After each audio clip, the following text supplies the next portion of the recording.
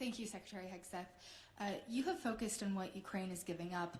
What concessions will Putin be asked to make? I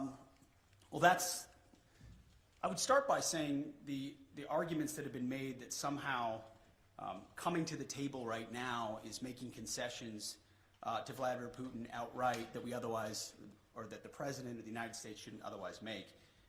I just reject that at its face. So when you look at what he may have to give or take, what's in or what's out in those negotiations, we have the perfect deal maker at the table from a position of strength to deal with both Vladimir Putin and Zelensky. No one's going to get everything that they want. Thank you, Mr. Secretary. Given the position you've now staked out, what leverage exactly is Ukraine being left with, especially if the U.S. also plans to wind down its military aid?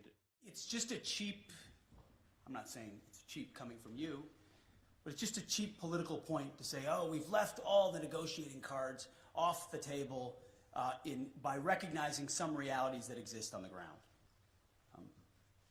President Zelensky understands the realities on the ground, President Putin understands the realities on the ground, and President Trump, as a deal maker, as a negotiator, understands those dynamics as well. But President Trump, as a deal maker and a businessman, recognizes that an investment relationship with Ukraine, ultimately in the long term for the United States, is a lot more tangible than any promises or shared values we might have, even though we have them. I just reject on its face the premise that somehow President Trump isn't dealing with a full set of cards when he's the one that can determine ultimately what cards he holds. You've spoken about trying to force both Putin and Zelensky to the table. Can you give a guarantee that no deal will be forced on Ukraine that they do not want to accept? President Trump, I want to point out, I've got the truths right here that he posted, called both, in case we missed it, Vladimir Putin and President Zelensky. Called them both. Any negotiation that's had will be had with both. I also am very encouraged by what the Secretary General has said here. Clearly attuned to the realities of the moment, the need for peace, and that the NATO alliance and European members will play a role in that.